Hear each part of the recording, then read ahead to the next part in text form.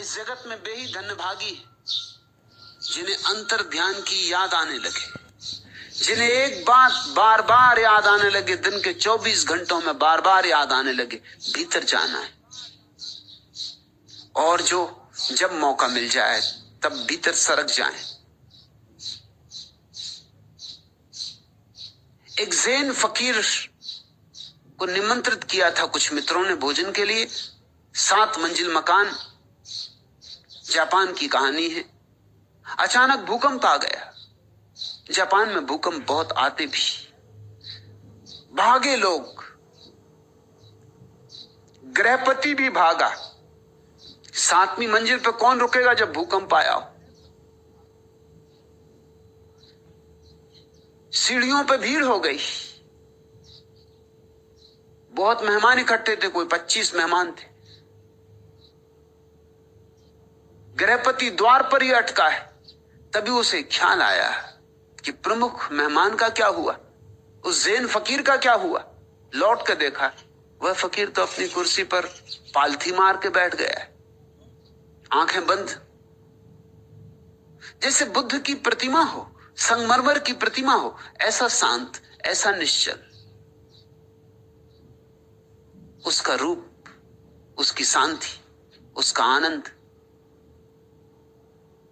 सम्मोहित कर लिया गृहपति को।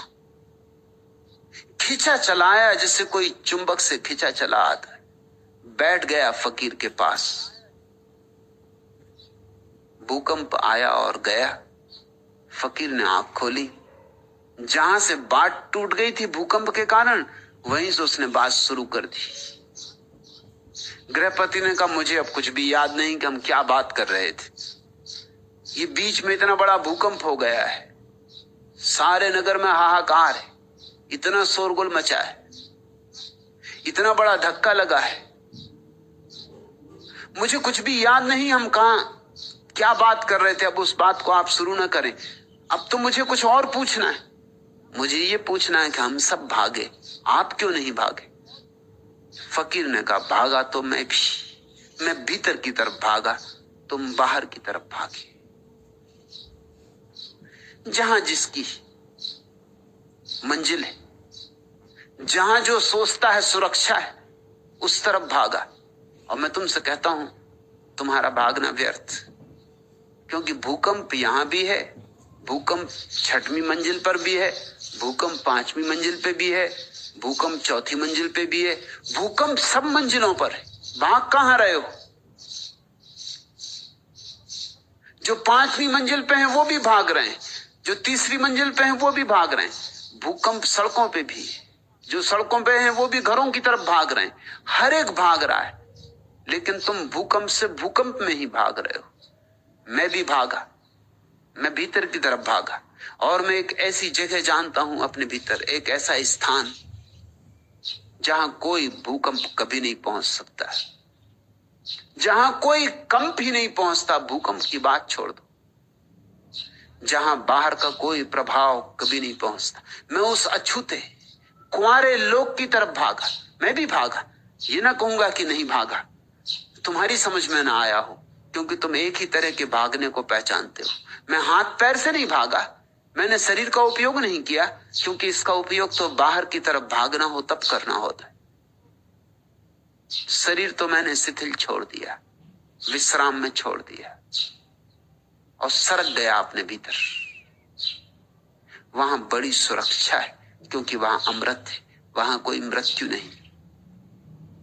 चिंता थी मुझे तो सिर्फ एक, कि कहीं ऐसा ना हो कि भीतर पहुंचने के पहले मर जाऊं। बस जब भीतर पहुंच गया फिर निश्चिंत हो गया। अब कैसी मौत, अब किसकी मौत। बस चिंता थी तो एक, कि ध्यान में मरूं। भूकंप आ गया, मौत तो कभी न कभी आनी ही है, आती ही है। एक ही ख्याल था कि ध्यान में मरूं, ध्यान में जियो, ध्यान में मरो। मंजू, याद आने लगी है, इस याद को गहराओ, सींचो, संभालो। अनजाने चुपचाप अध खुले वातायन से आती हुई जुन्हाई साही, तेरी छवि का सुधि सम्मोहन आज बिखर कर सिमट चला है मेरे मन में। छलक उठा है उर का गागर किसी एक अज्ञात ज्वार से, किन सपनों के मदिर भार से, किन किरणों के परस प्यार से। पल भर में यूं आज अचानक यह किस रूप परी विरहन के उर की पीड़ा, मेरे जी में भी चुपके से तिर आई है यूं अनजाने। गूंज उठा है अंतर जीवन किस फेनिल अरुणाभ राग से, किन फूलों के मधुपराग से पुलकित हो आया है आकुल मधु समीर। जी के इस कानन में भी फूली है सरसों, इस वन का भी कोना कोना है भर उठा अकथ छलकन से, प्राणों के कनकन से। एक वातायन खुल रहा है, एक पर्दा सरक रहा है। सहयोग करो, साथ दो। जल्दी ही बहुत कुछ होने को है। किसने मेरे ख्याल में दीपक जला दिया, ठहरे हुए तालाब का पानी हिला दिया। तन्हाइयों के बजरे किनारे पर लग गए, ऐसा यकीन हमको किसी ने दिला दिया। यह क्या मजाक है कि बहारों के नाम से पूरा चमन मिठा के नया गुल खिला दिया। मुद्दत गुजर गई थी हमें यूं ही चुप हुए, कल से बहक उठे हैं हमें क्या पिला दिया। मंजू पियो, यह तो मधुशाला है। मैं तुम्हें कोई सिद्धांत नहीं सिखा रहा हूं, शुद्ध शराब पिला रहा हूं, अंगूरों से निचोड़ी हुई नहीं, आत्मा से निचोड़ी हुई। पियो, जी भर के पियो, नाचो, गाओ, गुनगुनाओ, और जितने क्षण मिल जाएं, जब मिल जाएं, तब चल पड़ो भीतर की तरफ। भूकंपों की प्रतीक्षा मत करो, क्योंकि भूकंपों में भीतर वही पहुंच पाएगा जो भीतर जाता ही रहा है, जाता ही रहा है, जो रोज आता जाता रहा है। वह ज़ैन फकीर अपने भीतर पहुंच सका क्योंकि रास्ता परिचित था, बहुत बार आया गया था। ये मत सोचना कि मौत जब आएगी तब अचानक ध्यान कर लेंगे, ये नहीं होगा।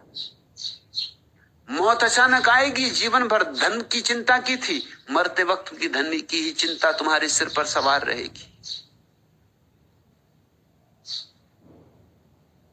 अगर पद की आकांक्षा की थी तो मरते वक्त भी पद की नशे नहीं चढ़ते रहोगे।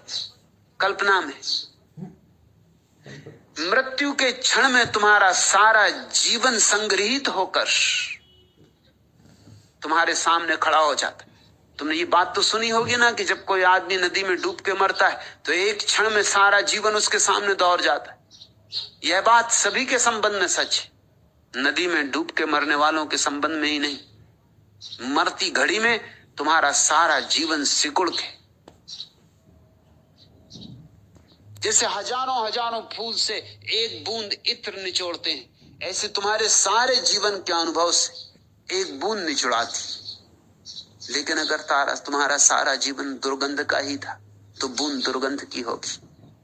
अगर सारा जीवन सपना ही सपना था तो ये बूंद भी सपना होगी।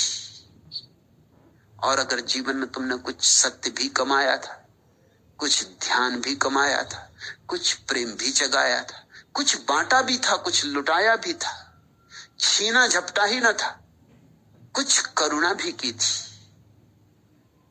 तो तुम्हारी अंतिम क्षण की जो प्रतीति होगी, सारा जीवन निचोड़ के एक इत्र की बूंद बन जाएगा। उसी इत्र की बूंद पर सवार होकर तुम परमात्मा की यात्रा पर निकलोगे। मंजू, शुभ हुआ है। अब इस घड़ी को, इस बलिहारी की घड़ी को छिटक मत जाने देना, जोर से पकड़ रखना। अब पकड़ने योग कुछ तुम्हारे पास है। और ध्यान रखना जिनके पास कुछ नहीं है उनके पास गंवाने को भी कुछ नहीं होता, और जिनके पास कुछ है उनके पास गंवाने को भी कुछ होता है। नंगा नहाए तो निचोड़े क्या। जिनको हम साधारण जन कहते हैं, सांसारिक जन, उनको क्या फिक्र, उनके पास गंवाने को कुछ है ही नहीं। हमारे पास एक शब्द है योग भ्रष्ट, उसकी तौल का दूसरा शब्द नहीं है भोग भ्रष्ट। तुमने कभी ऐसा शब्द सुना, भोग भ्रष्ट? भोग भ्रष्ट होते ही नहीं। समतल जमीन पे चलोगे तो कहीं गिरोगे, लेकिन पहाड़ों की ऊंचाइयों पे चढ़ोगे तो गिर सकते हो। योग भ्रष्ट होता है। मंजू एक घड़ी करीब आ रही सरकती हुई, जो बड़ी कीमत की होगी। अंतर्ध्यान की याद आनी शुरू हुई है, जल्दी ही अंतर्ध्यान लगेगा। तब चूक मत जाना, क्योंकि बाहर की जन्मों जन्मों की वासनाएं खींचेंगी,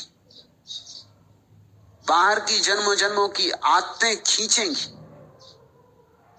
हजार बाधाएं खड़ी होंगी। मन अंतिम उपाय करेगा अपने को बचा लेने का, क्योंकि ध्यान मन की मृत्यु है। और कौन मरना चाहता?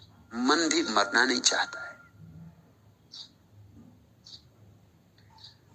लेकिन सजग होकर, खूब सजग होकर 2-4 कदम और फिर मैं तुमसे कहता हूं सुबह करीब है, आखिरी तारे ढलने लगे, सूरज उगा, अब उगा, तब उगा। जरा प्रतीक्षा, जरा धैर्य, और वह महत्वपूर्ण घटना घट सकती है जिसकी तलाश में सारे लोग जाने अनजाने भटक रहे। उसे कहो आनंद की खोज, सत्य की खोज, परमात्मा की खोज, मोक्ष की खोज, या जो भी नाम तुम्हें देना पसंद हो। आज इतना ही।